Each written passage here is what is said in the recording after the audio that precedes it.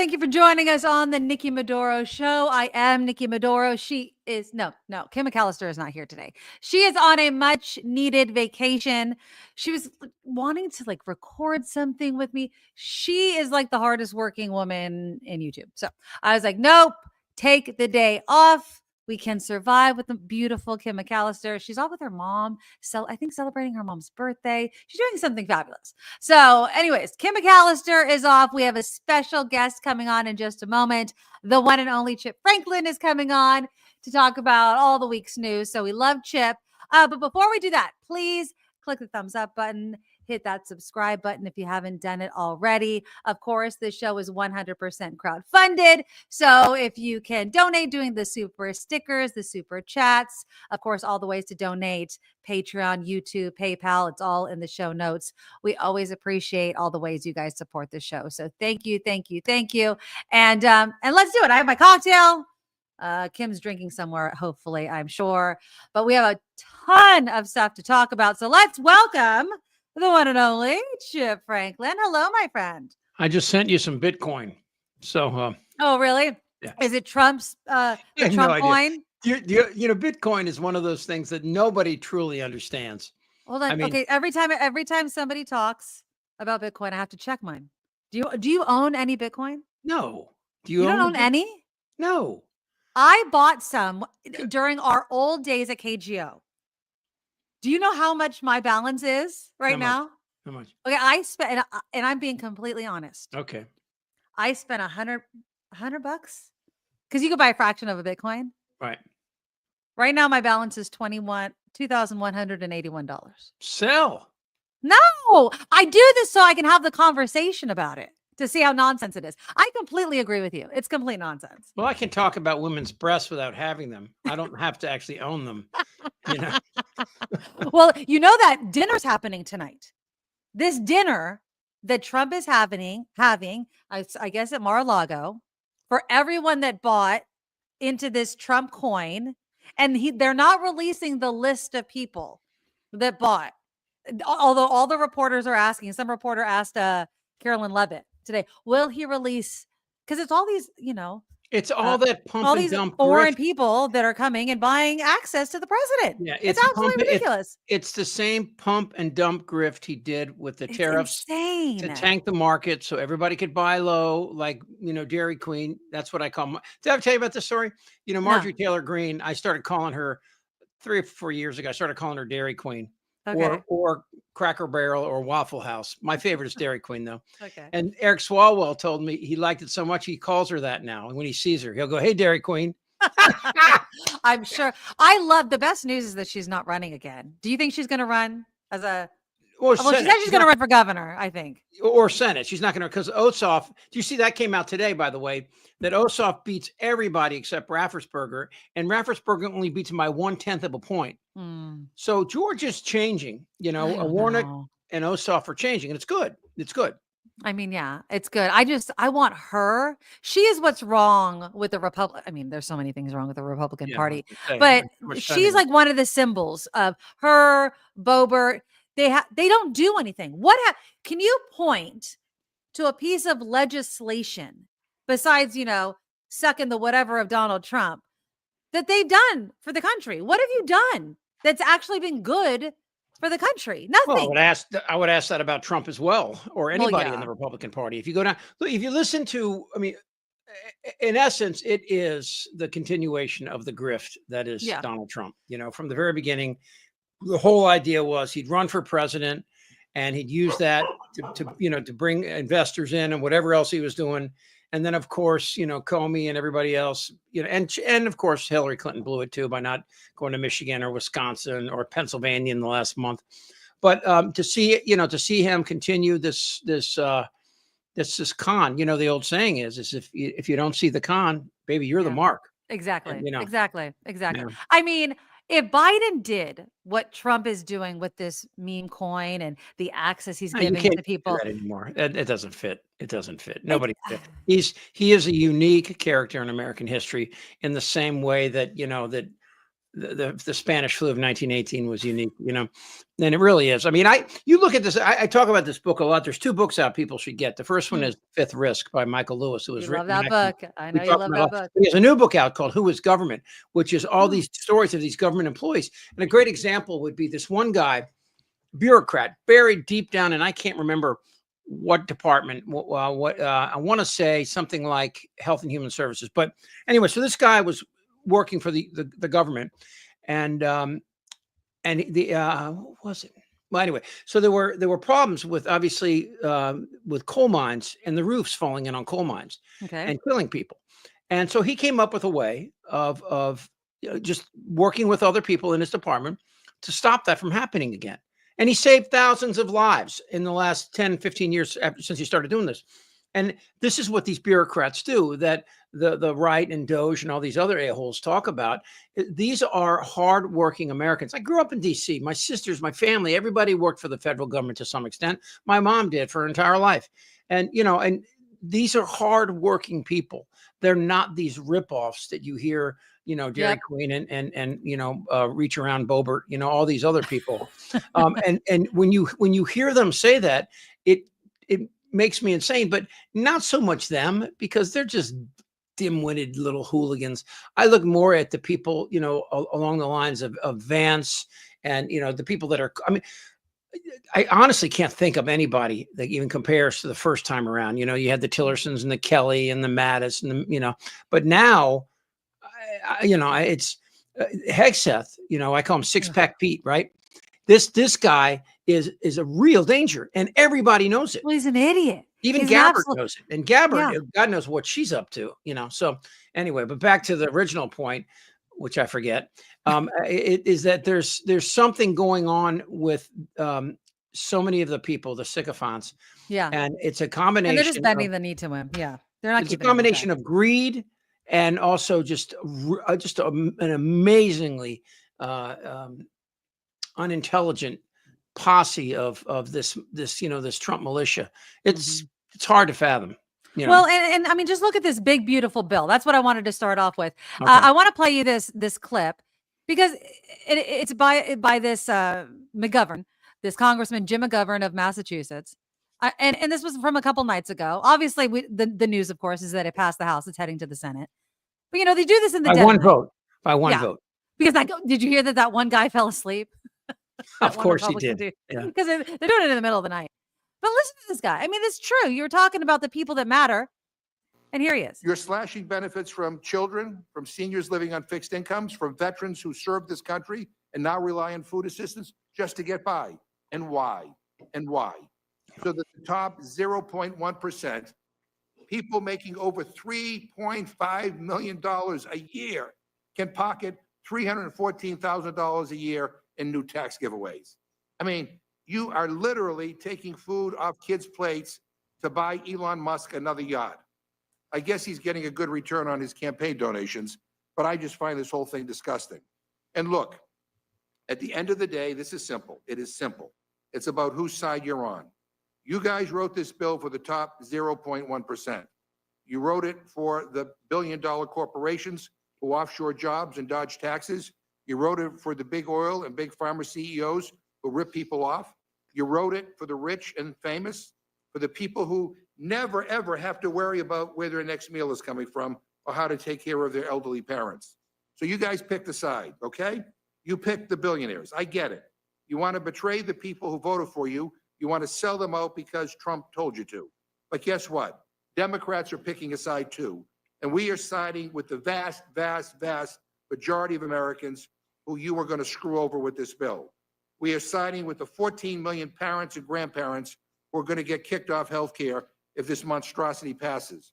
We're siding with struggling families who are already having a hard time buying groceries, and the farmers whose incomes will drop because you're gutting the nutrition programs to create demand for the food that they grow, and the rural grocery stores that they support, and the nurses who will lose their jobs when you start closing down rural hospitals. That's who we're siding with, and that's who we choose to fight for. Now, I've seen a lot in my time in Congress. I've seen my fair share of bad bills, but this takes the cake. This is not policy. This is theft. It is a direct transfer of wealth from the working and middle class to the ultra wealthy. And yeah, this is theft. And I just wanted to get to that line. It is theft. And they did it in the middle of the night. That's why that guy was falling asleep. And they're not gonna, and hopefully, and even the GOP is saying it's going to add to the deficit. It's not going to do what they're saying it's going to do. They're still on the Medicaid. It's doing all the things McGovern was saying. And for what? And for what? And for what? To give money to people that don't freaking need it. And it doesn't even do what they're saying it's going to do. What these people that voted for Trump were hoping that it was going to do. Do you know that they are saying that kids over 7 years old are no longer considered dependents? So that if you're a parent of a kid over 7 years old and able-bodied, you have to be able to go to work or you don't qualify for Medicaid. It's for that provision. In what world is a 7-year-old or 8-year-old and 9-year-old not a dependent? It used to be under 18. I just don't get it. I don't understand their thinking. One of the other unexpected, well, maybe it's not so unexpected, but one of the casualties of getting rid of Medicaid is that you have people then that have no health insurance whatsoever showing up in emergency rooms for regular care. And it costs them a tremendous amount. By the way, did you watch the Pit on HBO? I love that show. Oh my God, was that amazing? I binge watched that show. Yeah, we did too. And it makes me, realize what, healthcare people do for Americans every day, and just from doctors to nurses to. But you can't use the ER as healthcare. I mean, it's you can't. The hospitals go out of business. Yeah. In Trump's 4 years. This is amazing. 42 hospitals went out of business in his 4 years. In the 4 years that Biden was in, I think two, right. And one had a fire. So it did. When you look at this and you ask yourself, what's next? I think it's almost like what's happening here. When you're on a huge, like an aircraft carrier, you really can't tell how fast you're going. And it's difficult to tell, it's so big, you can barely feel the ocean. Right. And that's kind of like what this country is, this government. And we're not going to realize the damage that's been done here until it's irreversible. Exactly. I mean, if you're talking, everything from, just healthcare, which is huge, but also, like what RFK is doing, with the CDC and NIH, he's just the other day, now they made it that people that aren't young or over 65, which you're almost, right? Just about. Anyway, they're not going to be able to get COVID. How are you going to talk about age? How are you literally going to look at me in the face and talk about age? You got to shut it, but whatever. It's amazing because you're as old as I am now. And the only thing that we have in common are these glasses. That is literally. By the way, when did you start wearing these big ass glasses? Oh my glasses? God, it sucks so bad. But they're huge. They're like you look. I know, but I like them. Like the characters who used to wear them on Little Rascals. They had those big glasses. Shut it. Anyways, continue talking. Anyway, but no. So yeah, that's the big beautiful bill. It's still, and it's not a done deal in the Senate yet either. I mean, even Thune pushed it better change. It better change. No, but talking about the things that are going to last after Trump, look at what they're just doing now to education. Well, thankfully, some good things have happened. So the Department of Education, thankfully, it came out today that they can't gut the Department of Education. That came out today, which is good. They can't gut it? Well, it came out today. Hold on. I want to make sure that the judge has blocked the Trump administration from attempting to dismantle the Department of Education. Now, obviously, this is not a done deal. U.S. District Judge Myung Jun issued a preliminary injunction today that bars the Trump administration from firing half the Department of Education's workforce. The order also prohibits the Department of Education from transferring the management of federal student loans to the Small Business Administration. So for now, it puts a stop to the effort to fire the 2,000 Department of Education employees and transfer those loans. Obviously, I don't think this is going to be the end of it. Lawyers for the Trump administration, of course, argued the efforts to reduce the department would make it more efficient, blah, blah, blah, blah, blah. So we'll see if that's going to be the end of it. But look what they're doing to Harvard. Look what they just did to Harvard. They announced it today. You can't have any international students anymore. They have revoked Harvard's ability to have any international students. What the hell? What is that?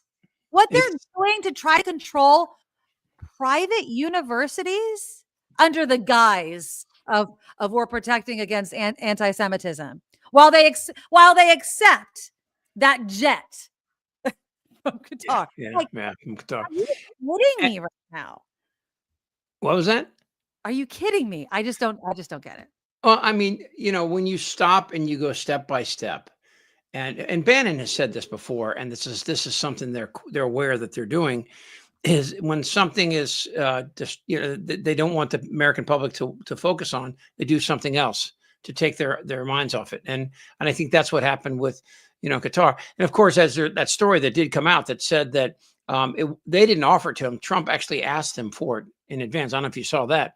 So now it's not like they just came and said, hey, we're going to give you a jet. And he says, oh, thank you. No, they actually asked about it. Trump was upset that Boeing couldn't get him a new Air Force One in time before he supposedly supposed to leave office in 28. Which is a whole nother conversation. Which is so funny. He's like, I don't like sitting on the runway and I see all these other big jets. It was like a dick measuring contest for it. Totally. He's like, I have all these small jets and they have bigger, fancier jets, and I want a big jet and they don't have big jet. Like that's how Trump's mind works. It's stupid. It's just I interviewed Stormy Daniels, and she was so sweet, just really nice. And during the before we came on, I said, is there anything you don't want to talk about? And she goes, I really don't want to talk about Trump. And then I went, and she went, I'm kidding. You're like, but can we not talk about his? Yeah. Well, I did ask her about that. I said, like guys like this, and we all know guys like this, and I'm sure you knew guys like this before that, guys that are so insecure and she said, yeah, and it was like one of those deals where it was easier just to go ahead with it than to try to stop it, and she's a professional, so she knows what she's doing. And I think about that, and I think about how that is a reflection of who he is. Yes. And, the sociopathy and the malignant narcissism. I was talking to Max Brooks the other day, Max? Mm-hmm. Yeah. And remember, we had him in studio, right? Yeah. Yeah, he was in studio. Great guy. Just a monster. He's a guy people don't know. Mel Brooks is his dad, and Anne Bancroft was his mother. Yeah. And he's also an amazing writer. And it's funny because he's also a fellow at West Point, and he goes in and he talks to them about strategy, and mostly about how people respond in something I remember you hated, with the dystopian sort of scenarios where things are out of control. And he wrote that book World War Z about again, and it's so funny that all these stuff he did, like Michael Lewis, who's the two books I really love are the ones about when government is not run by people that know what they're doing. It's not just bad, it's calamitous. It could be perilous and all those other OUS words. It could be really, really bad. And I think that people really don't understand two things. It's not for certain in my mind at all that Trump won't, if Trump sees these numbers continue to drop for him, his approval rating on the economy is like 36% now. If his numbers continue to drop, and of course that's going to help Democrats and never MAGA people in the midterms, I think he'll try to interfere with the midterms. Of course.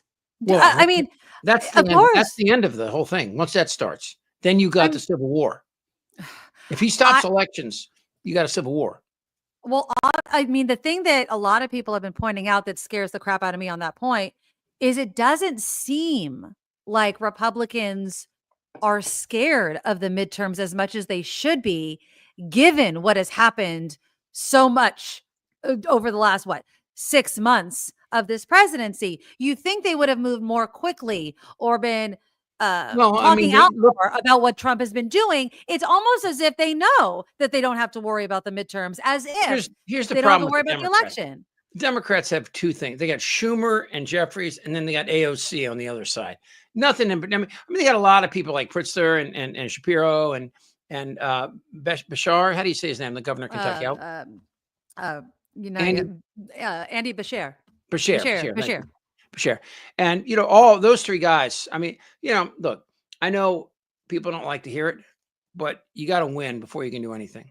Yeah. And AOC is not going to be the president of the United States. Neither is Bernie Sanders. I love him. No, Bernie's not going to. Bernie doesn't want to run. He doesn't want to run. My point is that their positions are too extreme. And you're not going to get, I mean, look. What about Pete? What about Pete? He's gay. What do you mean, what about Pete? Stop. You really think that's going to be the Are you the nail in the serious? coffin? Yes. Are you freaking serious? I really think people can get past it. Do you think you're going to get the majority of votes? Yes. What makes you think that? Because he's still white and a man and a veteran. I think those things can outweigh the fact that he sleeps with men. I do. I really, really do. I think the other He doesn't three sleep with men. He sleeps with one guy, you know? And I think that I really do. He's a family man. I think he could sell it. He could sell ice to an Eskimo. That guy is on Fox News. He wins people over. That's the problem. That's the problem. He doesn't sell ice to Eskimos because that would be insincere. They don't need ice. Well, you know what I'm saying. He sells parkas to Eskimos. But that's the problem. That kind of sincerity and that kind of integrity doesn't win elections, and not in this space. It doesn't anymore. Let's be honest.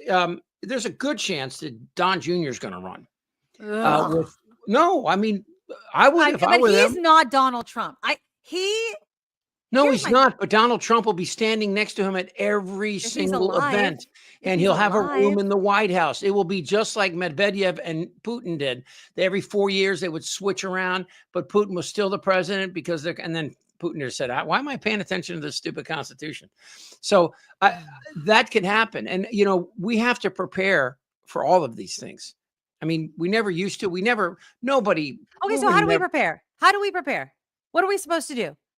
What is our game plan? Well, you're putting me on the spot. I mean, but honestly, what are we supposed to do? Honestly, the game plan is, I mean, Trump's favorite president is Andrew Jackson, and Andrew Jackson famously commented on the Supreme Court decision that stopped the early Trail of Tears, removing, Native Americans from North Carolina to someplace in the Midwest. He said when the Supreme Court ruled against him, he said, well, that's great, but let them try to enforce it. Trump has the military. Trump has enough people. I mean, honestly, my question back to you is, who is going to stop Trump other than his declining mental acuity, who's going to stop him moving forward? And it's going to have to be the hidden Cheneys, Kinsingers, and Walshes and others that used to be MAGA and now are realizing that this is the end of our country. Yeah. I mean, the first signs will be is if he tries to pull out of NATO, then that he's made some sort of deal with, I don't know, like, Viktor Orban or Erdogan or Putin or any of these other dictators.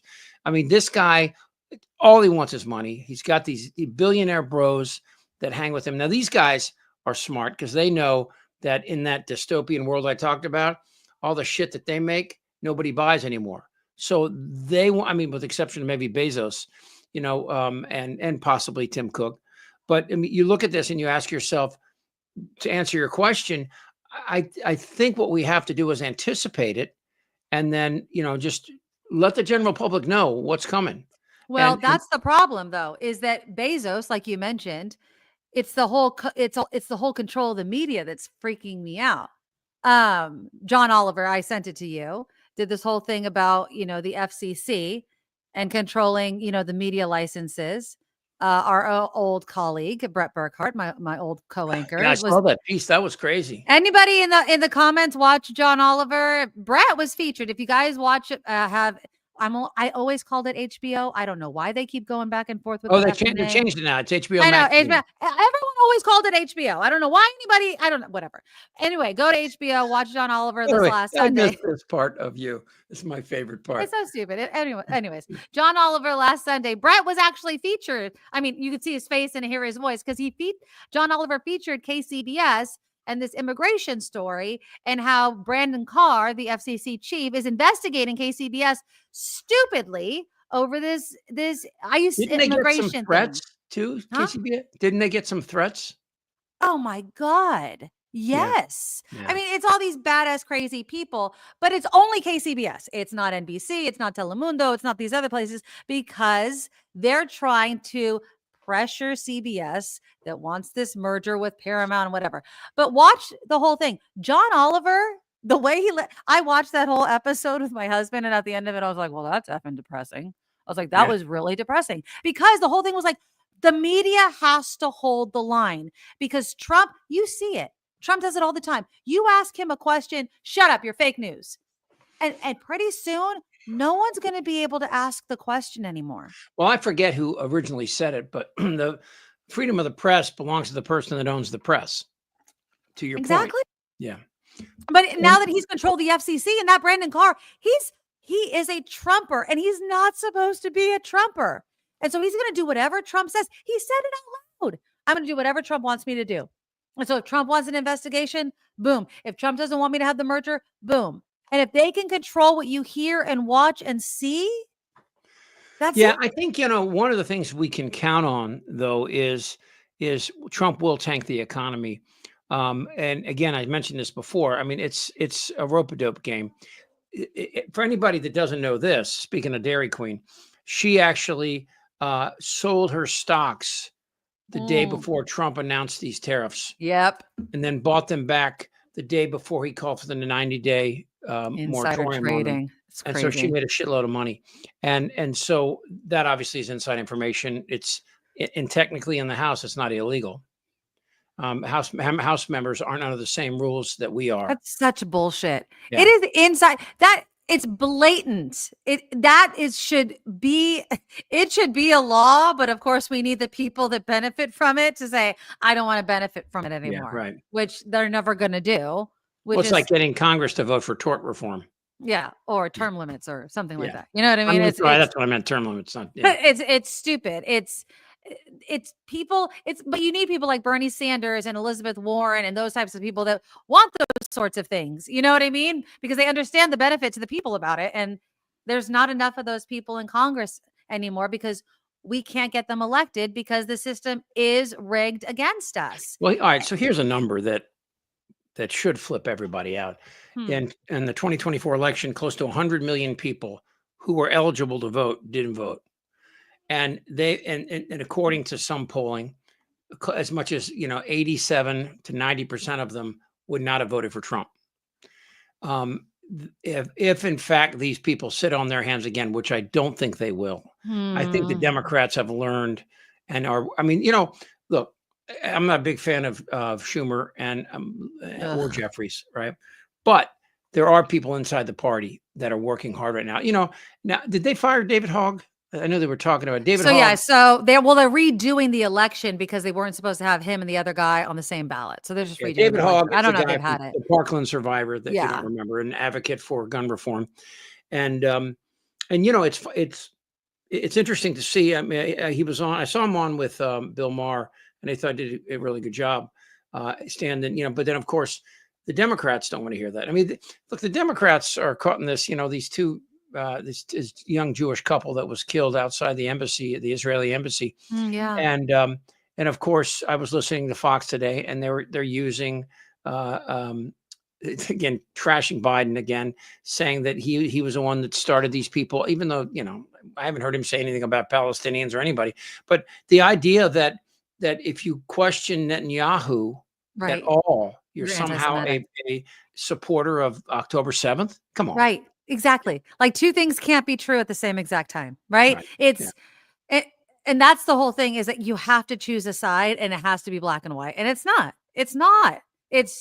And that whole thing is such bullshit. And that's what they're using against Harvard and this whole entire thing. It's so frustrating. And again, if you question anything, if you question the president's position, you're either not called on if you're a member of the media, or you're called fake news. And I saw somebody in the comments saying, even like NPR, right, are giving Trump too much leeway. The View was just told. I just read today. I saw ABC told them to cool it. Stop talking about Trump so much. How do you not talk about a person that's doing all Lee these Hammer used to tell me. Lee Hammer used to tell us not to talk about Trump so much. Remember that? Yeah, do you remember when I know you don't particularly, these guys weren't your favorite. Armstrong and Getty, I totally remember when they were on KGO, they tried to do an entire day where they didn't do a Trump story, and they had the hardest time doing it.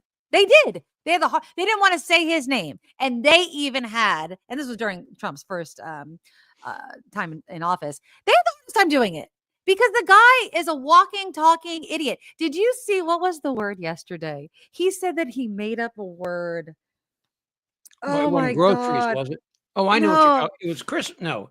What was it the word? was it was an E word. Trump said that he made up a word that's been around since the 1500s. I know. Well, he's done that a few times. It's like, yeah. act And like he just it's discovered so, it. yeah.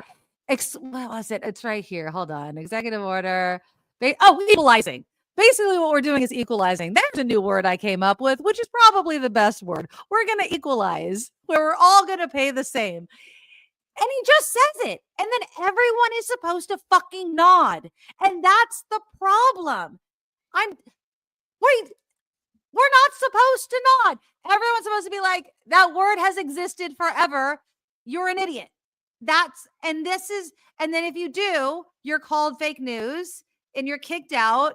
And so you just nod so you could stay in the room and not be like the Associated Press, who doesn't want to go along with the Gulf of America. And I just don't know what to, we're living in the twilight zone with this guy. Well, I mean, if you look at this and you ask, what can we do? I mean, 75 million people, 78 million people voted for this guy, of which I don't know, but I'm guessing probably half of them regret it, and half did it for because they always vote for Republicans and they won't vote for Democrats.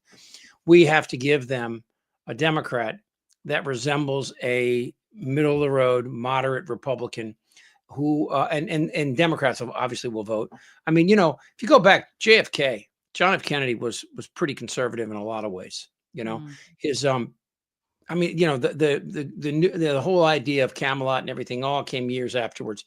I mean, he was going to escalate Vietnam, and and you look at all these numbers and you ask yourself, how do you decide the right person? It's always going to be the economy, as Carville said. It's economy stupid. Yet we have to look at that, and because everything plays off that. I mean, if you look at the countries in the world that have some sort of despotic leader or some sort of just non-democratic system, they always have a shitty economy. If you have a strong economy, people don't like messing with that. I mean, that's why Musk has disappeared. That's why you're not hearing anything more from Zuckerberg or Cook or Bezos. I don't know, though. We had a strong economy with Biden, and people were still thinking it was fake. They hated him because of the inflation thing. And here's the other side of that. To your point, his people only watch Fox News. And with the possible exception of, Jessica Tarlov obviously does, but Steve Doocy pushes back too. He's leaving that morning show because it was he is. Yeah. I didn't hear about and that. his son pushes back Trump a lot in there. In fact, the whisper is, and Brian Karam told me this from some people he knows on the other side. Brian Karam's a friend. Now, Brian? Yeah. Okay. I know Brian. Yeah. And so Brian was telling me that, they're all kind of, trying to figure out, like, what's Doocy's kid asking these hard questions for? And, I think, my son and all his friends, I mean, they think AOC should be president, So, I mean, I got to talk them down off that. But anybody can do it. It doesn't have to be somebody screaming in the air. And, you can go in and you can get it done, step by step. And the first step, and this is something I wanted to bring up, even though it's your show. No, please tell me. Is Bill Maher. Because to me, Bill Maher had pissed a lot of people off by going to meet with Trump. Right? You're one of them. He bothers the shit out of me. He bothers the shit out of me too. And, I've known him for 40 some years, right? More than that. I've known him since 1982. So what is that? A long time. I don't know. God was making the world around then, right? Were you born yet in 82? Yes, I was. Okay. I'm not anyway. I mean, I was 4, but okay. So I think part of what Maher is trying to do is to bridge this area between moderate, your blue dog Democrats and your moderate Republicans. They're all still there. I mean, nobody wants to go and arrest 15-year-old girls for having abortions. Everybody understands that if we remove 11 million workers from this country, that our GDP will drop precipitously. Our farm belt will disappear. We can't do any of this without these people. So they don't expect to move them. I mean, maybe Christine Noem, she gets a little stiffy. She didn't know what habeas corpus was. I saw that was pretty funny. Yeah. Yeah. Well, I mean, they're all idiots. I mean, RFK Jr. has no idea what he's doing. I mean, the guy said a worm ate his brain. He swam in shit. And He's I what? love the guy that was like, he swam in that creek. Oh, Rock Creek Park. Yeah, yeah. And then the other guy was like, it looks clean. So does, polluted air. When my kids were little, we used to make ships out of milk cartons, and we would take them down there, and when we throw rocks and try to sink them, right? But I would never let my kids go down to get them afterwards, and so I would pull them out with a stick, after we followed them down for a quarter mile. But I knew the water there is bad. It comes literally from it's a runoff from the drains, and so it's full of all sorts of stuff. But you're right. So for those who don't know, Rock Creek Jr. took his family and they swam in this lake that has a high bacteria level, and it's not safe to be in it. But I mean, I know it seems like we're all over the place, but I do think that there is something to what Bill Maher was talking about, which is we can hate Trump, but we really can't hate 78 million people. It's only 1/5 of the country, but it's still 78 million people. And as much as I joke about it, I mean, they'll come for me first. I call them, the hillbilly militia, the Cracker Barrel posse, whatever. And it bothers me. Not, for example, Dairy Queen's congressional district has a graduation rate from high school of 19%. I mean, when you don't graduate high school and people start talking about the economy or macroeconomic, you got to trust what the people you voted for say. And even though, Wharton, Trump's Wharton professor called him the dumbest goddamn student he ever had, and Janet Yellen, the former head of the Fed, said he had no idea about macroeconomics. None. No. We are in a situation right now, though, that the only person apparently that has his ear is Stephen Miller, who is, that guy's batshit crazy and dangerous. That dude, he wants to. I mean, he's like Hawley and those guys that want to have a Christian nation. Exactly. You know what other countries have theocratic governments? Oh, Iran, Saudi Arabia. Where they can mutilate a woman's clitoris because they don't want her to enjoy sex. If they don't want her to enjoy sex, just hang a picture of Trump above the bed. That'll do it. Are you watching Handmaid's Tale? I am not. I haven't watched this. You haven't watched the latest? Oh, no. I just got caught up today. Maybe that's what it's going to take. You know what I mean? You have. This is the final season. I know that. I know. This is the final season, and I'm just saying. Oh, look at that! Thank you, Karen, for the $50 donation. Thank you. Oh, thank you, Karen, for the old times. Thank you, Karen. No, Handmaid's Tale. Again, though, it is just because you were talking about the women and. Again, the fact that we lost, and maybe obviously Kamala Harris was not the right candidate, but it's still, I'm seeing in the chat. I disagree. We put up a woman. We put up a woman. Yeah, but we lost. We lost. And we're not going to put up another woman because it's too big of a risk. As if. But it bothers me because it's not as if we haven't had all these problems and only men as leaders. It bothers me so much. We got into this mess with male leaders. Maybe we should. I'm not going to argue with it. I was raised by a single mom and 4 older sisters in a 3-bedroom apartment. I didn't go to the bathroom for 14 years, by the way. I learned a lot about, all my sisters are strong-minded and they've been that way their whole lives. And, which is a testament to them, and they married. I mean, strong women means strong families. Right. And it's, when you look at leadership capabilities, I mean, obviously Hillary Clinton would have been a hell of a president, and there are other people. I mean, you can go back and look on the right, Elizabeth Dole, I think, would have been a decent president, Bob Dole's wife. And I'm sure there's a lot in between. Liz Cheney, whose politics I abhor, I still think would be more open, especially after the last 5 years. You should follow the rule of law. You know that, right? Yeah. I mean, hey, speaking of which, did you see the 4-4 decision that came down in the Supreme Court about the non-religious charter schools? Yes. Him and I talked about that. And she recused herself. She recused herself. And I found at that. Yeah. Look at a woman doing the right thing, right? Because damn well Clarence Thomas wouldn't have done it, or any of those other men. Although Clarence Thomas is a clerk for Thomas said that Thomas believed that suspending habeas corpus would be impeachable, that's over the line. That's over the line. By the way, so just people, if they don't know, that Congress can suspend it as well, which means Congress can then stop it. So it's a battle between the House and it's really unclear in the Constitution. I forget which article. I mean, I feel like the Christy Nome and that guy, I forget the guy's name, that was asking her, the congressman in those hearings.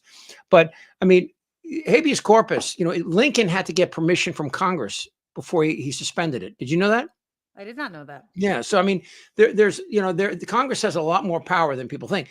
And that's why it's so important to get the House back in for two reasons. One, get the House back so we control the counting of the votes, in the House. And obviously JD Vance would be in there counting the votes like Pence did. But I don't think Vance is, I think Vance is just spineless, Kim disagrees with you. She thinks that if Trump went away, JD Vance would be right there. And she thinks he's charismatic enough. Who does? I don't think so. Who does? Kim. I don't think so. I think that when Trump goes, there's going to be a vacuum. I do not believe that there's another Republican that's like him. Yeah. That's like him. Because other Republicans are because that's why they didn't put anyone else up. They did not have anyone else to replace Trump. If they did, you think they put up with all this bullshit? Trump would have put someone else up. Trump is the tumor. The cancer is MAGA. And I think that you can replace the tumor, but I think it's going to be a tough fit because Trump doesn't really say anything other than these weird platitudes of it's going to be bigger. People tell me, I mean, he's not a substance person. He's a child. I know all that stuff, but I mean, just talking about, I mean, on a couple levels, you got to give him credit. You got to give him credit for what? Well, that he's pulled this whole thing off. I mean, I would have. He is the grifter in chief. He does pull these things off. But I mean, this is on a different level than just getting Deutsche Bank to lend you money when you still owe them money and they don't even pretend to know it. This is different. What he's done, again, in plain sight. And this is not like something that's done, in some sort of subterfuge or some skullduggery. Right out in the open, he did the tariff. The market dropped, almost 5,000 points. And then, he basically said, hey, it'd be a good day to, get in the market. And then he announced the phrase and then went back up and went 2,000 points in one day, if I recall correctly. Like $4 trillion have still disappeared since he took office, and in the market. And it's the only time that's happened before was in 2008, and so it's a really unique situation, and I worry more about the poor. I mean, you and I we're going to be okay, frustrated and angry, but we'll eat and our kids will eat. But there are a lot of people in this country that live in food deserts. Yes. And they don't have access to food. And if they don't have access to good food, I mean, like when I say a food desert, I'll give you an example. Flint, Michigan, where the dirty water, you probably know this because I've said it 1,000 times. There's a city of 100,000. They had one grocery store. Now they have 3. But at the time that water that incident with the water where they couldn't drink it, they had one grocery store in a city of 400,000. So that means moms at work, 12 8 or 9-hour day with traffic going back and forth, or 10 hours, depending on where they have to work. They don't have time to stop at a Whole Foods or a Trader Joe's. A regular grocery store. Yeah, regular grocery store. They have to stop at like a place that has, high, everything that would lead to diabetes that you can imagine right in those places. So there's a lot that, and again, the poor are becoming the silent majority now. I mean, we are getting closer and closer to having, I think somebody told me there's like close to 190 million people living at near or below the poverty level out of 340 million people. And they're saying, and we're supposed to be a first, world country. I wouldn't say that we are. We're a shithole country. That's what I'm saying. I'm like, how are we even defining that when we have so much of our population that lives below the poverty level? And now we want to look at this big shitty bill and take even more people off of it. And they want us to have more children, but we're not going to help these people.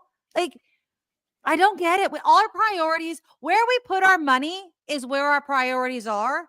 And this administration has put the money towards rich people.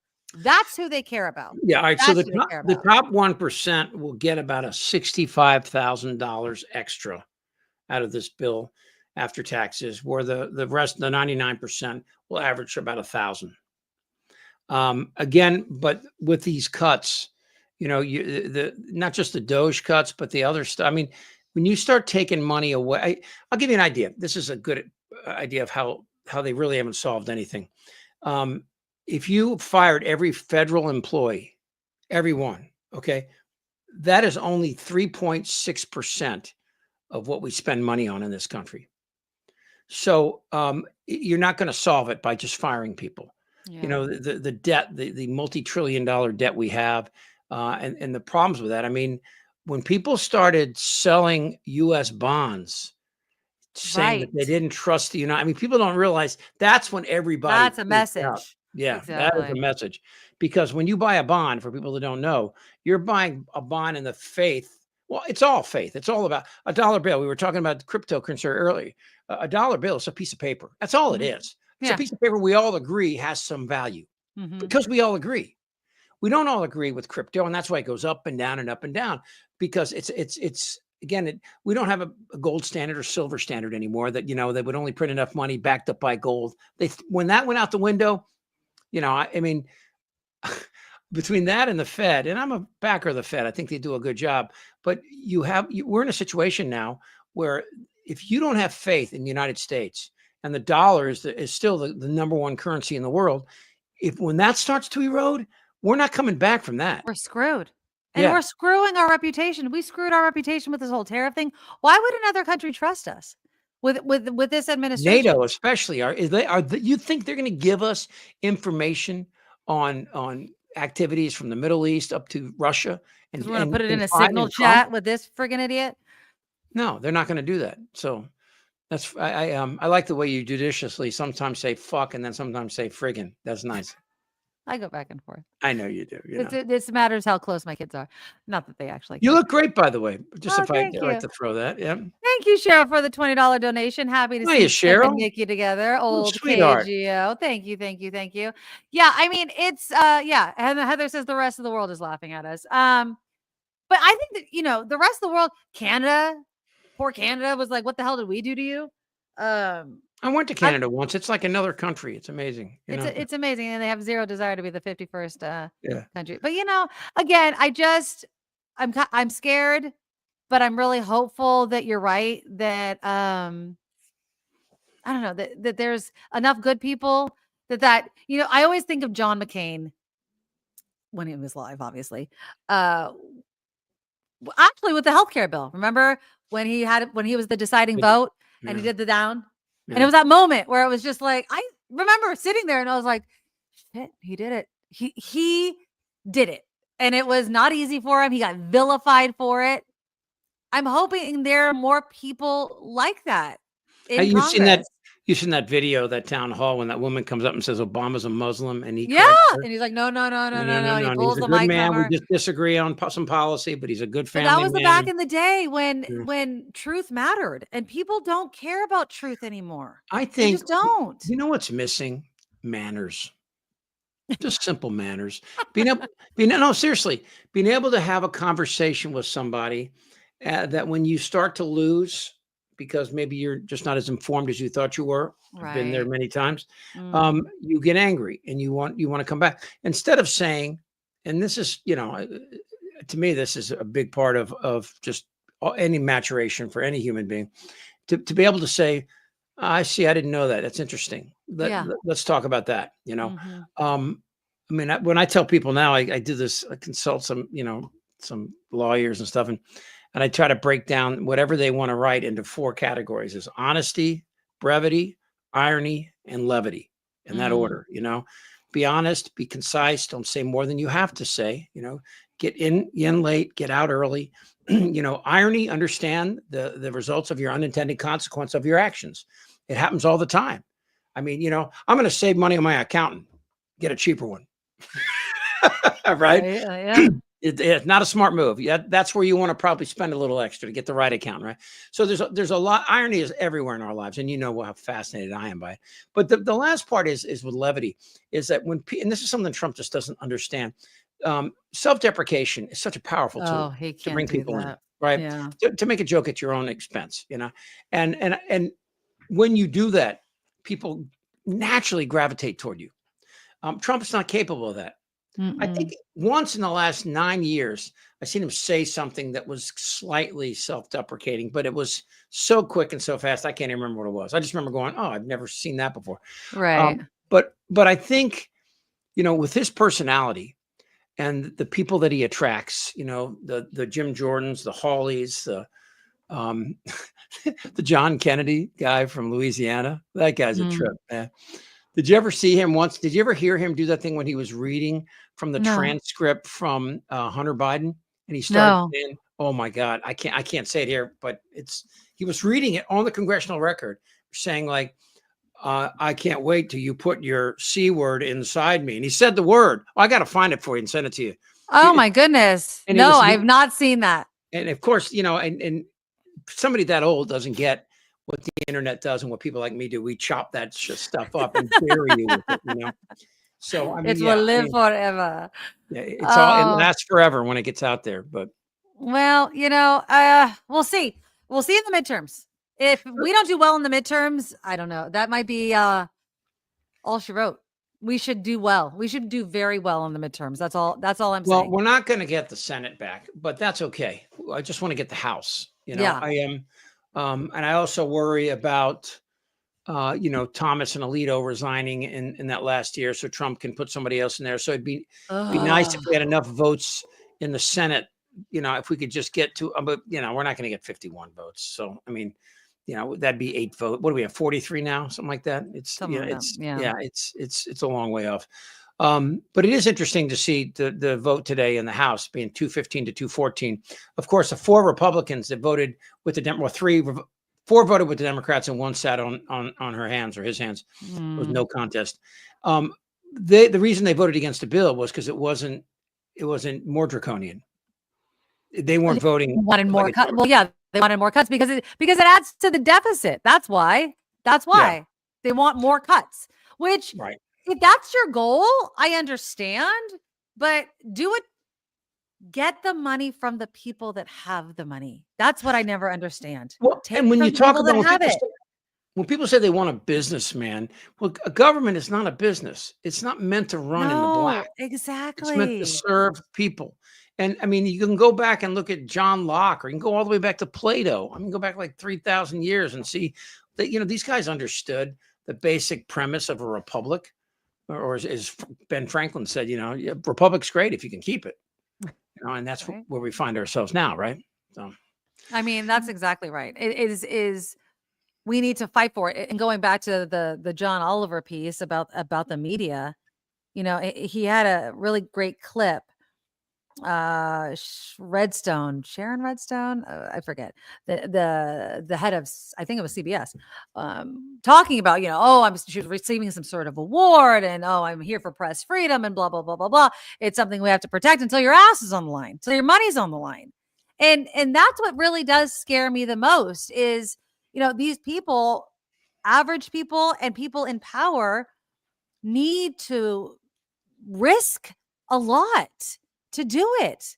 They featured this woman in the Philippines. What's happening in the Philippines is happening here. And all I keep hearing, and Duterte was democratically elected. And all I keep hearing is when a dictator is democratically elected, they hide behind that. They're like, well, you democratically elected. We had an election. You elected me, so I can't be a dictator. And that's not true. Just because people were fooled into electing a dictator doesn't mean they can't be a dictator. And that's what I'm saying about Trump. He's totally becoming a dictator. He's controlling the press. He's trying to control education. He's trying to control so many things about how we move and talk and our freedoms in this country. And just because he's elected, he's hiding behind that. I love that. I love that attack on Oh, who put the on Comey for taking the picture of the 8647 Oh seashells? God, I know. And you 8647. remember the pickup trucks that had Joe Biden tied up in the back, right? And yet they're upset by some seashells. These guys are the biggest freaking snowflakes in the world. And I think about, the attacks on Biden right now and Jake Tapper's Jake Tapper. Oh, what do you think about that book? And what do you think about, Biden obviously coming down with prostate cancer is extremely sad. And I just keep thinking, if he was elected president and then we found out he had prostate cancer, it would be awful. Well, it's the extent of it. I don't understand. First of all, prostate cancer, most men watching this right now will have prostate cancer, but they won't die from it because it's one of the most controllable cancers if it's checked early. I can't imagine that his physicals didn't show something, and the idea that, if let's remember back to the State of the Union, he kicked Trump's ass in that State of the Union. And everybody freaked out, right? And so when the debate came along, that's just not his thing. He's never debated well. He had that one line from the 2020 debate, you shut up. But that's not his thing. He stutters, and that, people that have that stutter have a harder time. He bombed during that debate. He bombed. Yeah, he did horrible. It freaked everybody out. But it doesn't mean that he can't do the job. He can't, right? It doesn't mean anything other than what it was, which was just a poor performance. Look, let me ask you something. Did Trump say anything memorable from that night? No, exactly. Trump didn't do well either, but everybody was focused on Biden, and that's why he quote unquote won. And he wasn't talking. Trump didn't say anything. Trump did not answer any questions. And if he did say something, it was a lie, or he didn't answer it at all. But everybody was focused on Biden because everybody was so distracted by his very, very poor performance. But again, Trump won. And now Biden's health is under attack and his memory is under attack. Do I believe the fact that he has memory issues or had memory issues? Yeah. I not that I don't find it shocking. Let's put it that way. I don't find it shocking because of his age. But we talked about this last week. I still would take, and I said this before, I would weekend at Bernie freaking Joe Biden before I would ever vote for Donald Trump. I don't give a shit. So, no. Yeah. All right. So how often are you doing this show now? Once a week, every Thursday night. Okay, good. And part of it is, to me is when I because I do this shit every day, right? I write like 2 8-minute videos, takes me about 6 hours every day. Right. And I dive into these stories. Like, I did one yesterday about Disney, now telling their employees in Disney World that if you don't have the proper identification, don't show up to work because of Trump's pressure.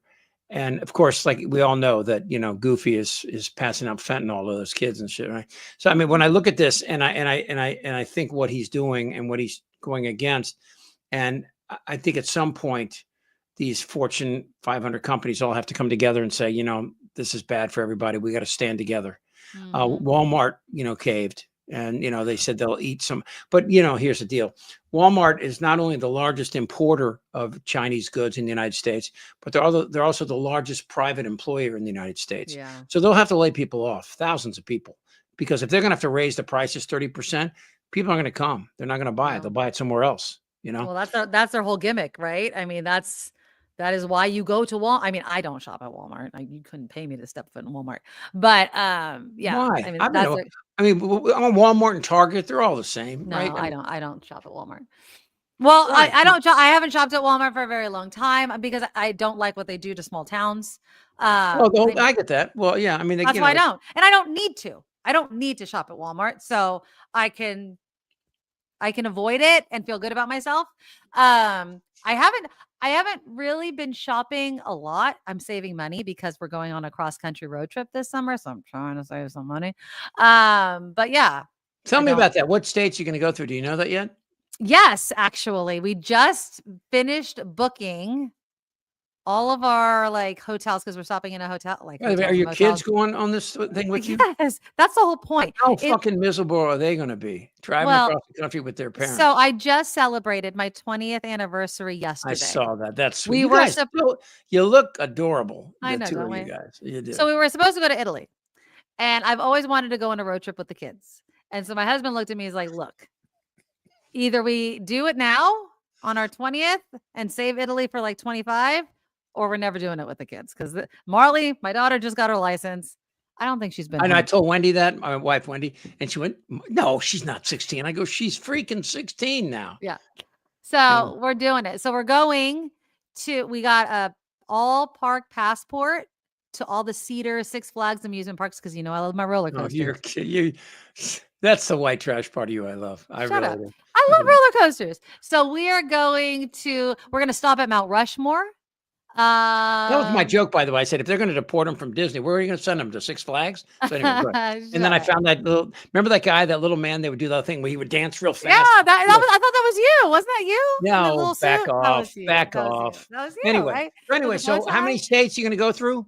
So, I mean, we're going to be going, so we're starting in California, then we're going up through Nevada and Utah, and then we're, the Mount Rushmore, and then we're going to Wait, you're going to go Illinois. To Mount Rushmore?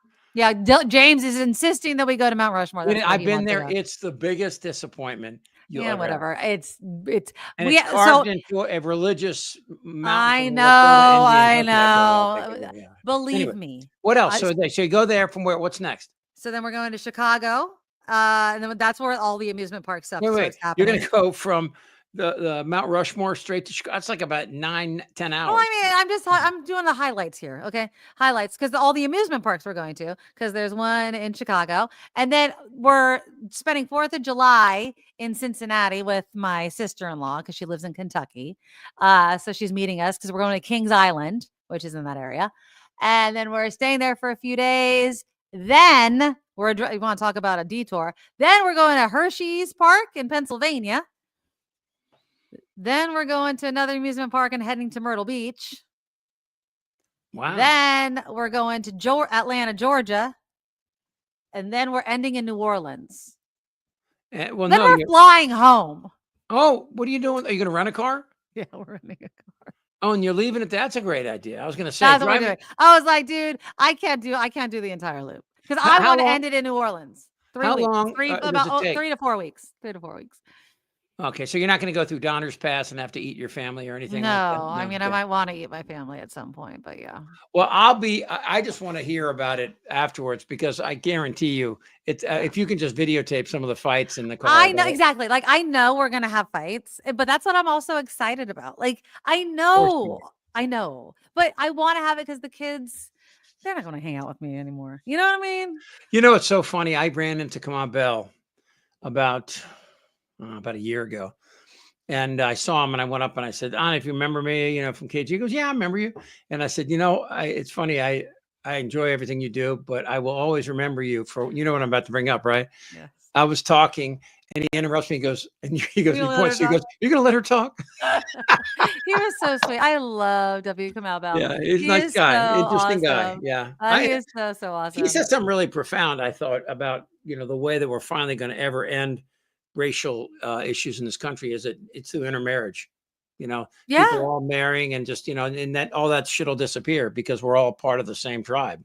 Well, I mean, everyone just got to keep effing until everyone's just like a lighter shade of brown, right? I mean, that's except me. I'm like, I'll always be this white. I don't think that's reversible. I mean, you just got to look what I got on I know, I saw that. Yeah, Union strong. There you go. I'm in a different union now. I haven't been in the union since I got fired, and that when I got fired, I'd been in talk radio for 27 straight years. Look at you. That's a long ass time. It's a long ass time. And I still have shit to say. Anymore. That's amazing. I know. That's good. I mean, so I'm doing podcasts now that you didn't ask, for Really American. Everybody sees you. I've been seeing the thing. Everybody watches your stuff. Real American. Everybody watches your stuff. It's funny. I did I love it. You do the little videos and the shorts, and you always do it in your suit. And I know you're wearing like your underwear underneath. He's not wearing pants. He's never wearing pants with the suit. Just so you know. Right now, you'll see right what's going on right here. Okay, I have pants on. But you know, it's funny. My son sees all this shit on Reddit because he says it all shows up on Reddit, which makes me feel great. I think that, you know, my goal, like at the end of this year, is I haven't told many people this, but I'm going to stop and I'm just going to work on, like, you know, feature films and some documentaries, and that'll be cool. Yeah, and because I can. It's not fully retiring, but I'll still be doing some stuff. I'm still do these podcasts. You have too much ADHD to like stop doing. Well, I mean, no, I mean, I want to play. You can never stop working. You know, James and I are going to take a trip across the country, just the two of us on our motorcycles. You know, and who's going to be in the back holding on? Me. So, you know, here's a great story too. You haven't heard this story. I'm a big fan of that book, Zen on the Motorcycle. It's a good book. I like that book. Yeah. And so I've been trying for years, along with Robert Redford and a lot of people, to get Robert Pirsig to give rights to a movie. Oh. And I had a really unique way of talking about the book, because events happened after the book that were really dramatic, and they played into my story with the book. The book is about a sojourn across the United States by these 4 people on motorcycles, and one of the guys had mental illness, and they shock therapy, and he kind of lost his old memory, and his old memory started coming back on this ride, and he was with his son, and it's a lot of talk about Aristotle and Plato. I loved it, but at the heart of it is it's a person just searching for meaning in their life, right? Like we all are. And anyway, so I said, you know what, I'm going to write the goddamn treatment for this thing, and I put it together. And I showed it to an agent that turned down my book that I wrote about talk radio, and which I'm in the process of totally rewriting it again. But he really liked it, and he said, "I'm going to send it. I'm going to send it to this guy who I know, who is Robert Redford's agent." Oh. And so I'm, you know, okay, that sounds like a great idea. Then I get an email from Robert Redford to how much he liked it. Really? Yeah, he said this was so unique, and he says, you know, and Pirsig, the author, had just died, so he had people send it through. Now the agreement was, I told him, I said, I want a shot at writing this thing. You know, I'm going to write. You know, and he said, well, send me what you've written.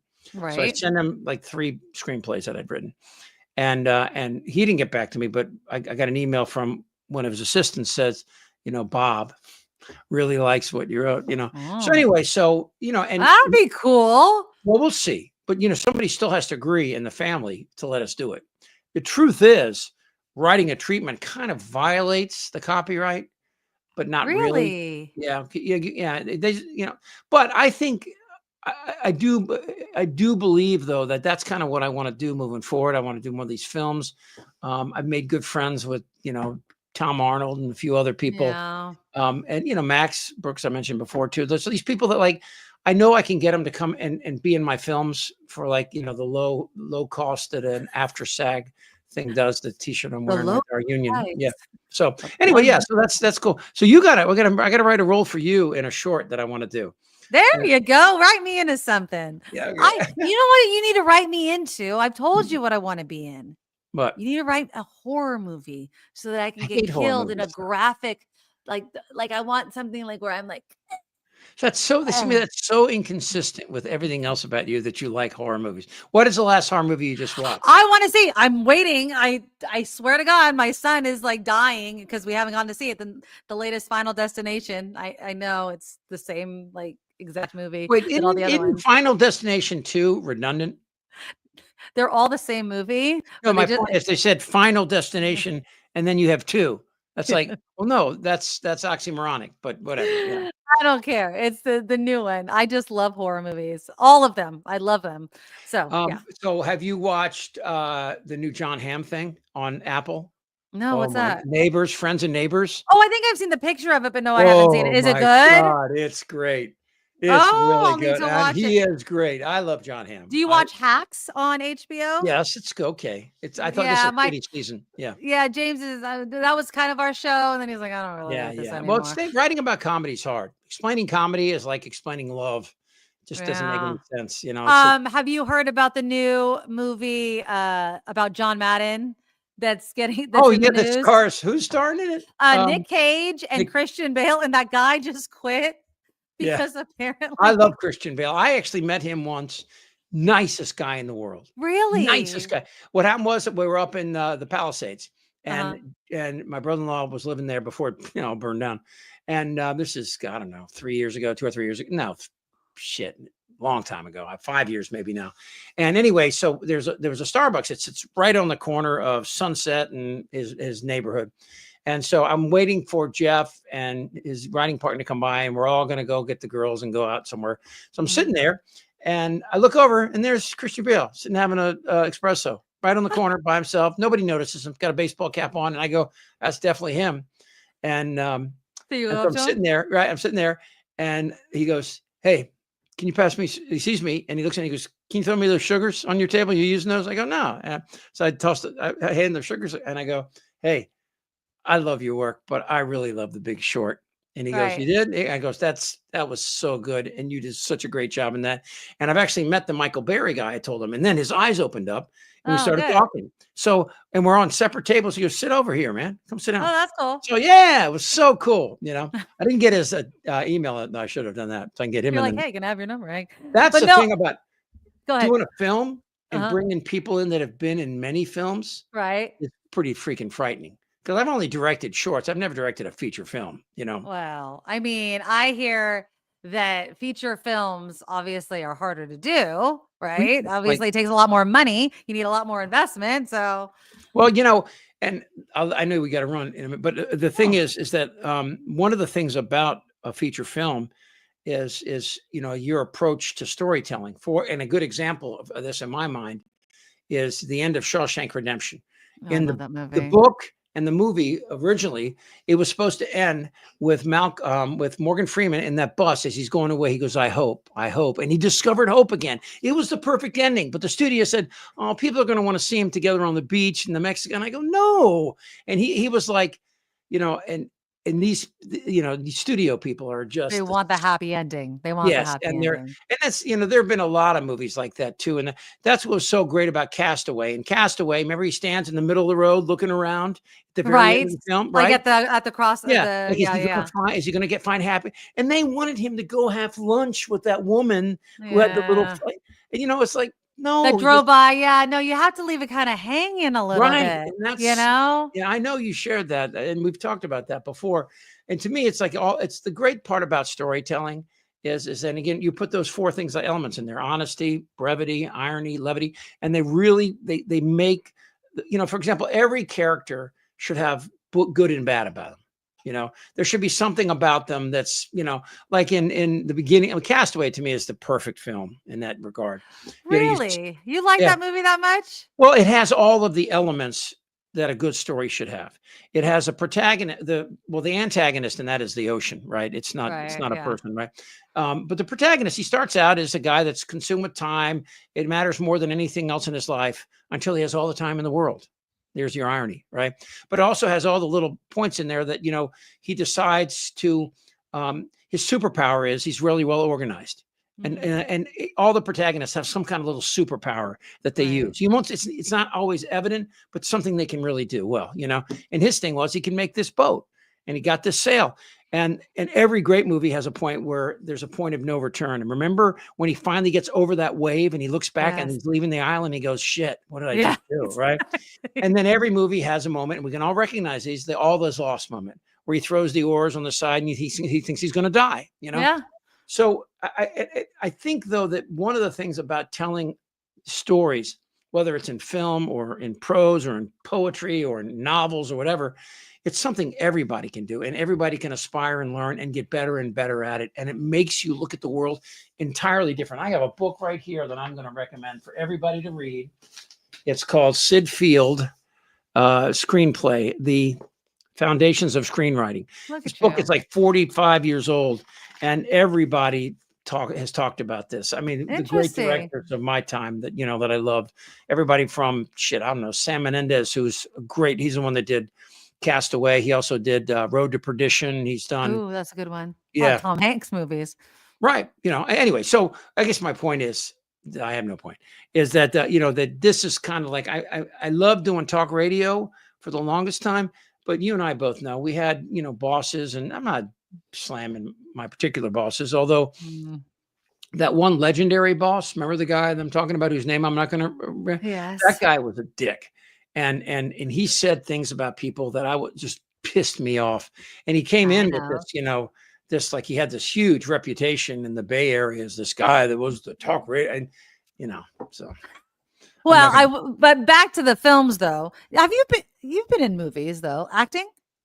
No, have you ever acted it? I've acted, but in shorts and stuff. I've never been in a feature. You've never been actor. So I don't think I'd do it. I mean, I took acting classes, right? And I acted in college and stuff and plays, but not like in a main role, like in a movie. You've never been in a movie? No. I'd love to. I mean, I could have pushed my brother-in-law and stuff for stuff like that. He was doing films and stuff, but no, I don't. That's What do you think about method acting, like where you never break character? Well, the story, the classic story about method acting. Did you ever see the movie? The Man on the Moon. No. It's a classic one, The Marathon Man with Dustin Hoffman. So Dustin Hoffman plays this guy who unfortunately gets mixed up as being a guy that's associated with these people trying to catch these Nazis that are living in the United States. Okay. And Sir Laurence Olivier is the Nazi, and he thinks Hoffman has this information. So he ties him in a chair and takes a drill and drills down to his fillings. And dentists hate it because obviously they hate it. But the story about method acting is Hoffman stayed up for 2 days before that. So when he came in, he looked haggard and really horrible, to which Sir Laurence Olivier said, next time you should try acting. So, that's kind of a classic. You don't need to do that. Yeah, that's a kind of a class. And they became friends on the set and stuff, but it was just different styles. So yeah, the method acting, Christian Bale has been known to do it too, Well, so is Nick Cage. And apparently, going back to what I was saying, that guy that quit the John Madden movie, he doesn't want to put up with Nick Cage and Christian Bale. They're not breaking character of John Madden and Al Davis, who apparently are like, I don't know. I guess they were like dropping N-words and all kinds of crap on the set. And so, and apparently there's frontal nudity in this film, in the locker room scene. With women or men? I'm assuming men, since it's a football movie. Oh, yeah. I got no desire to see penises, but I don't care, You know what? Equal opportunity frontal nudity. I am all for seeing some more penises in the movie. I'm all for it.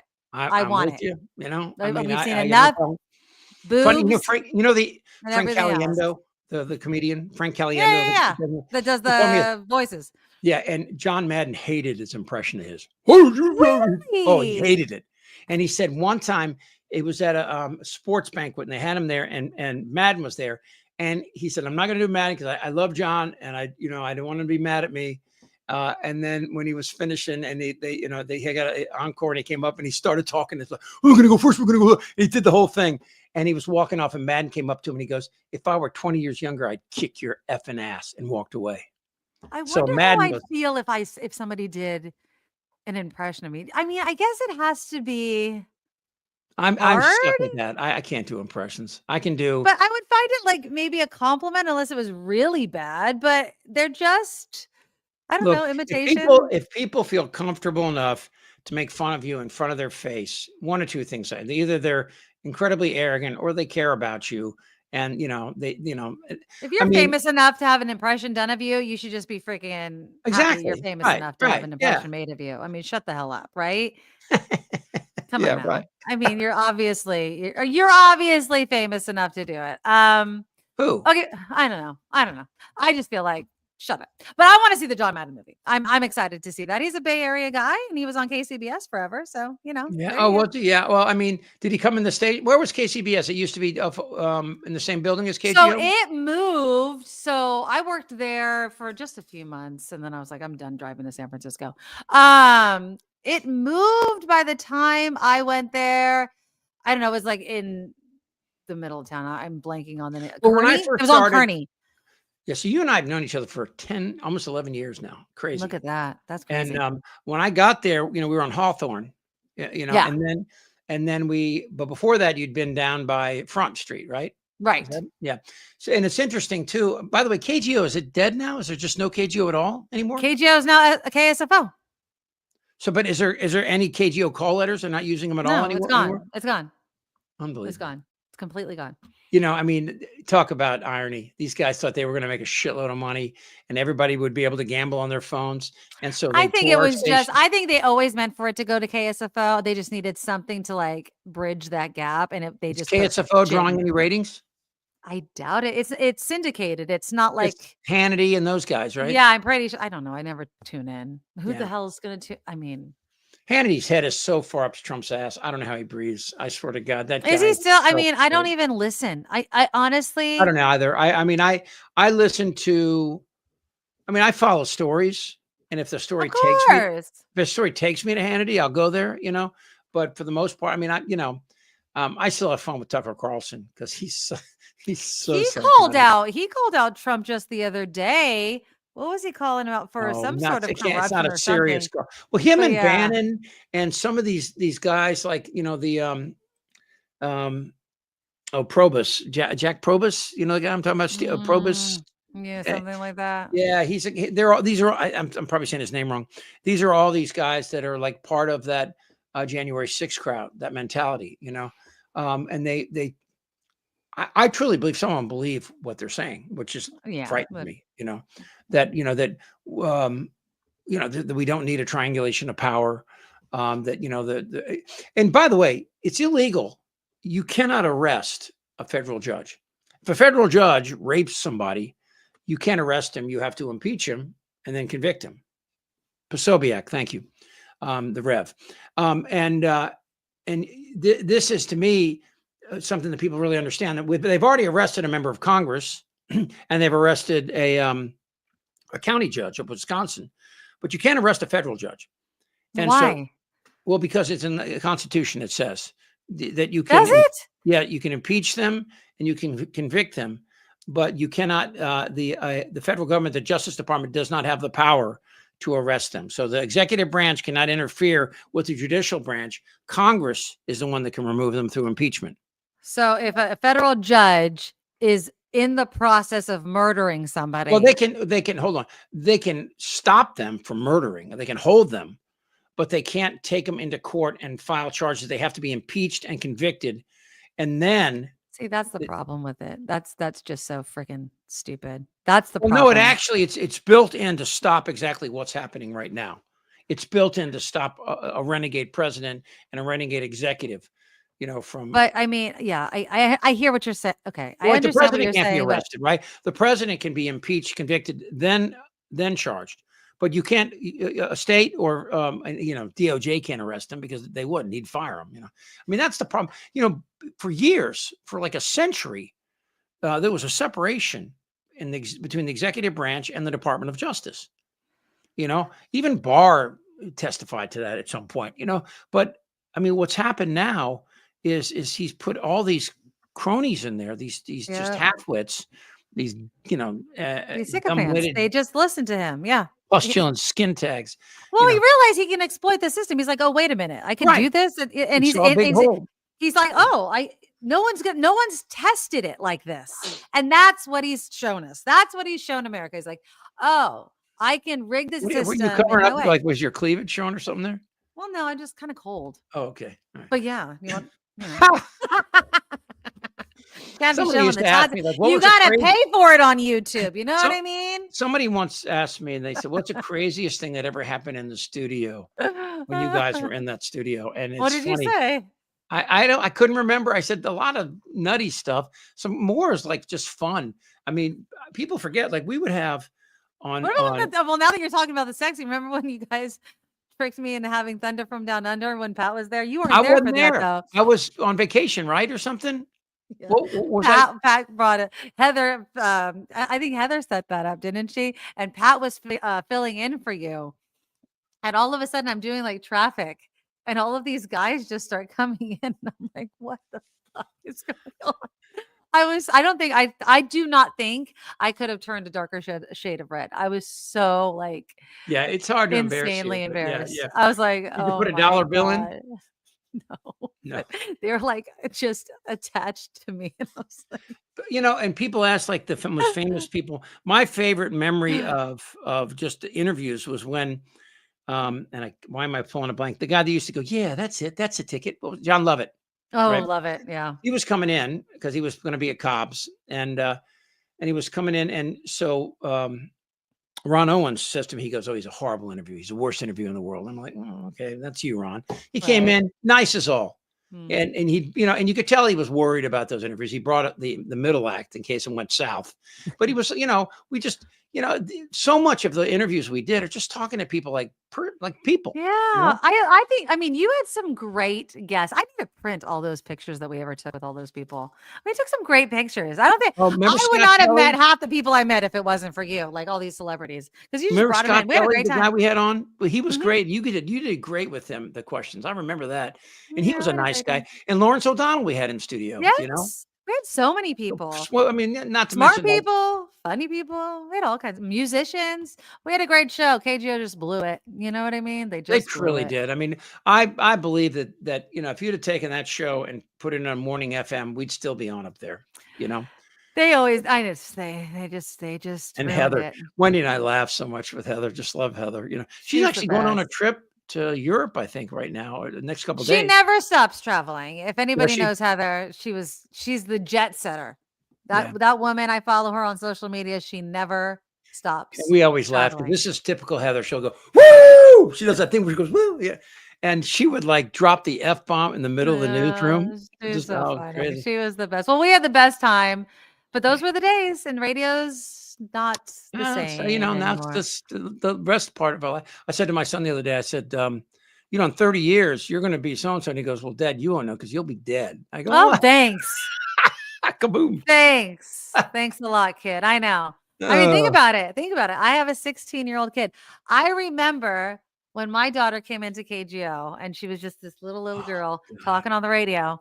And now look at her. I remember those days coming in, and she was always never sat still. She was always moving. Yeah. But shy, kind of shy, right? Yeah, kind of. But now she's just a ball of energy, and I'm just watching her grow. I can't believe it.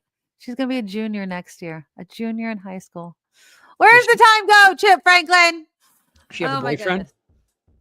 Yes. Well, I don't know. Let's not talk about it. It's not going good right now. Anyway, we're not going to talk about it right now. So you're doing this once a week. Cocktails and news, 6:30.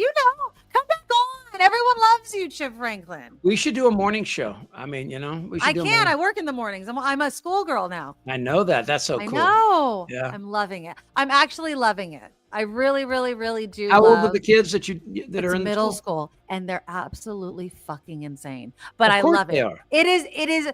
I am never bored at work. I love the kids, but middle school is insane. It's 7th and 8th grade, basically, right? 6th, 7th, and 8th, and they're insane in the best way. But the stories, and I'm in the health office, and so they come in and they tell me the most dramatic, and you forget that age where. This is the sweetest thing. You forget how important a look across the playground or the yard is. You know what I mean? Remember, he looked at me. The amount of times I have heard students say, he looked at me and didn't smile as if this was life ending. And I'm like, okay. Oh, because your hormones are just kicking in, man. And I have to talk kids off the ledge. Well, maybe he didn't know that you were looking at him. You know what I mean? I went to a Catholic school, boys and girls in the Catholic school. And in 7th grade, there was this girl named Joanne Kane that I just had it bad for. And we were all at a dance. Well, the guys were on one side and the girls were on the other. And some brave people would come to the middle and dance. Yeah. And so she walks up to me. She says, "You want to dance?" And I said, "Oh, wow. Sure." And she goes, "How come you never talk to me?" Because I look at you all the time. I'm like, and then so at the end of the night, we kissed. And she said, "I'm going to have to teach you how to kiss." She goes, "You don't push so hard." And she was Look at her. Oh, she was 13 and she knew the world. She went on to great stuff too. She was like, wow. Yeah. Joanne Kane. She taught you how to kiss, huh? Taught me how to kiss. Yes.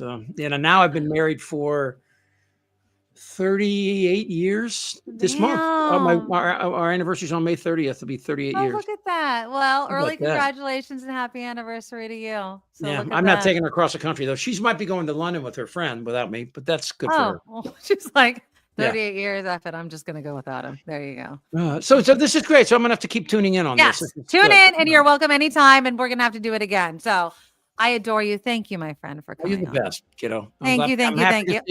You look great. Whatever you're doing, keep it up. You look 25, even though you're 58. It's amazing. 47.